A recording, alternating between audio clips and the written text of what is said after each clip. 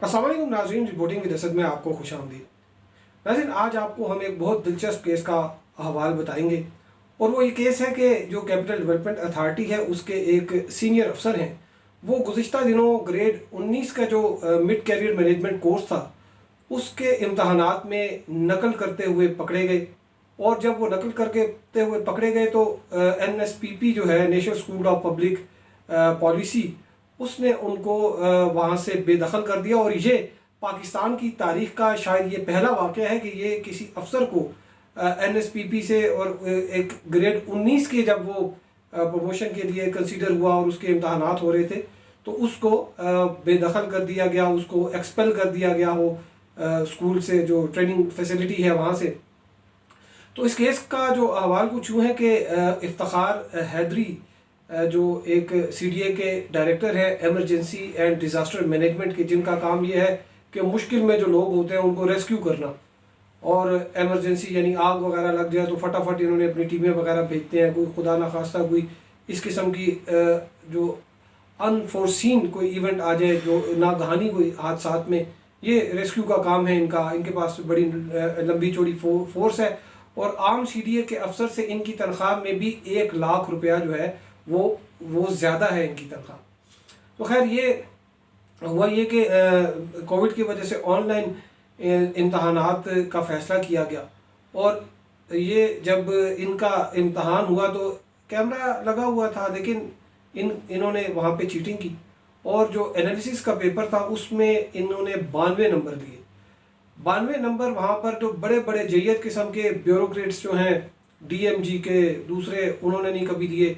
ये CDA के अफसर थे, जब इनके 92 नंबर हुए तो वो परेशान हो गए कि ये इतने नंबर कैसे ले सकता है एक बंदा।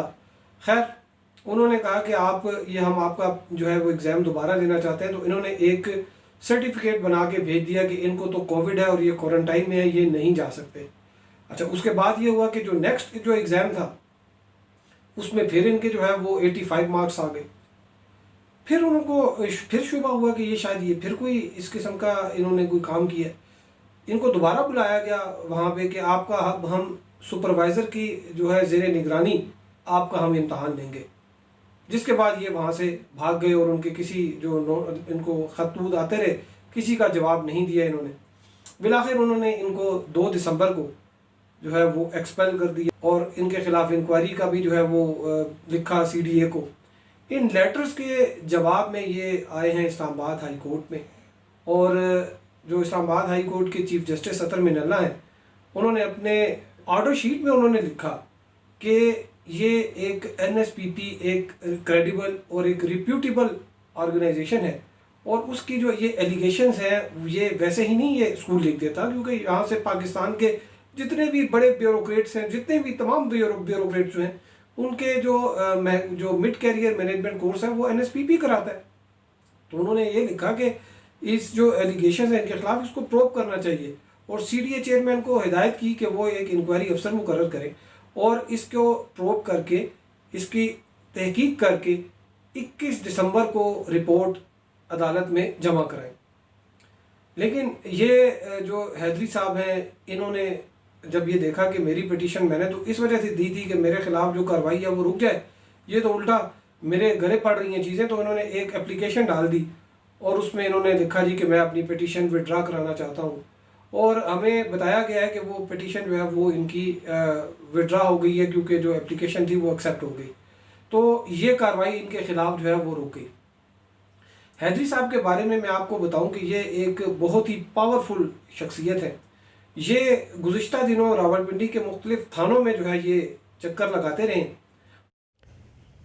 ये देखिए कितनी शान व शौकत के साथ ये आगे पुलिस का जो है वो स्कॉट है और ये बड़े शान व शौकत के साथ जा रहे हैं, और कैसे वहाँ पे जो मुख्तलिफ जो पुलिस स्टेशन हैं उनके SHO से मुलाकात की और ब्रीफिंग ली। वहाँ पे उनको मुख्तलिफ जगहों पे घुमाया फिराया गया थानों के अंदर, और यहाँ पर इन्होंने जो हवालाती हैं उन तक भी एक्सेस दी गई और उनसे ये बातचीत करते रहे वहाँ पे। हालांकि इनका मैंडेट नहीं है ये, लेकिन ये वहाँ पर घूमते फिरते रहे और वहाँ पे देखते रहे शिकायत सेल वगैरह। फिर ये एक थाने से दूसरे थाने में, और ये गाड़ी पे भी देखें इनके तो ब्लू जो है वो लाइट है, तो आगे पुलिस की गाड़ियाँ हैं।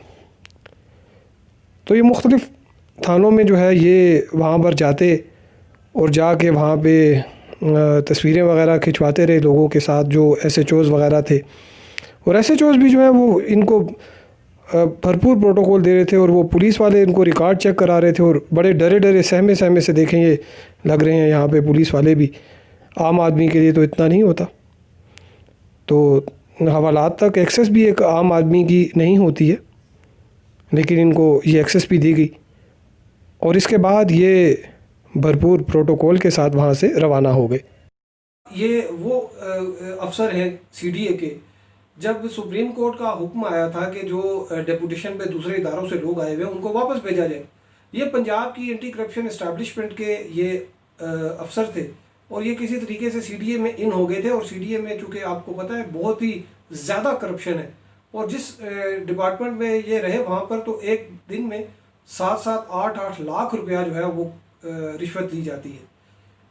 तो ये किसी न किसी तरीके से चक्कर चला के बाकी सारे कोई 45 के करीब अफसर जो हैं उनको अपने अपने इदारों में वापस भेजा गया। और ये ना सिर्फ वापस आ गए बल्कि इन्होंने अपने जो सर्विसेज थी वो CDA में एब्जॉर्ब करवा ली, यानी कि ये CDA के बाकायदा अफसर बन गए। अच्छा, यही नहीं, एक और बड़ा दिलचस्प वाक़या वो ये कि सफ़ा गोल्ड माल, अगर आप इस्लामाबाद में रहते हैं तो आपने देखा होगा सफ़ा गोल्ड माल है इस्लामाबाद का एक मल्टी स्टोरी एक शॉपिंग प्लाजा है। उसके मालिक से ये रिश्वत लेते हुए पकड़े गए थे। He was caught red handed. नैब ने इनको गिरफ्तार किया, 50 लाख रुपया इनसे जो है वो बरामदगी भी हुई जो इन्होंने रिश्वत ली थी, लेकिन ये इस्लामाबाद हाई कोर्ट से ये बरी हो गए। और इस दौरान इन्होंने ये किया कि वो जो लोग CDA में जो लोग थे जिन्होंने इनके खिलाफ गवाह बने थे, जो ट्रायल चला उन पे दोनों जो अफसरान थे उनके खिलाफ इन्होंने मुतअद्दिद पुलिस स्टेशंस में जो है वो मुकदमात दर्ज करा दिए। और अभी जो ये वाक़या हुआ ये जिसमें इनको national school of public policy से इनको निकाल दिया गया, उसके बाद ये गुज़िश्ता रोज़ एक बड़े सीनियर अफसर हैं, इंटर प्रोविंशियल जो मिनिस्ट्री है उसके सेक्रेटरी हैं, उनके पास बैठे हुए थे। और एक इनकी सिफारिश के लिए एक वफाकी सेक्रेटरी हैं, एक खातून, वो भी आई हुई थी। उन्होंने कहा जी इनकी हेल्प करें। तो उन्होंने जब सेक्रेटरी इस्टेब्लिशमेंट से बात की तो सेक्रेटरी इस्टेब्लिशमेंट ने बताया कि मुझे तकरीबन 2 दर्जन अफसरान के फ़ोन आए हैं इंसाफ के लिए, लेकिन अब हम क्या कर सकते हैं कि जो NSPP वालों ने इनके हवाले से जो इन राइटिंग दे दी ये चीज़ें, हम उस पर को वापस नहीं करा सकते। अब ये जो साहब हैं इन्होंने NSPP के जो डायरेक्टर हैं अजमत राजा, उनके ख़िलाफ़ भी जो है वो एक कैंपेन चला दी है, और ये कह रहे हैं कि ये किसी ज़माने में एंटी करप्शन इस्टेब्लिशमेंट में था और इनके भाई का कोई केस मेरे पास आया तो मैंने उनको फेवर नहीं दी और उन्होंने मेरे से बदला ले लिया। लेकिन इस्लामाबाद हाई कोर्ट ने इनके जो है वो रिपोर्ट तलब की है, और 21 तारीख को जो है वो उस केस की हेयरिंग रखी है। लेकिन यूँ लग रहा है कि जैसे इनके ख़िलाफ़ कोई कार्रवाई अब नहीं हो सकेगी, क्योंकि जो इनके वकील हैं उनके बकौल जो पिटिशन विड्रा हो गई है वो वापस ली जा चुकी है, और इस बिना पर मज़ीद कोई कार्रवाई नहीं हो सकती इस पिटिशन में। तो देखते हैं आगे क्या होता है 21 तारीख को। अब तक के लिए इतना ही। हमारे साथ रहने का शुक्रिया। अल्लाह हाफिज़।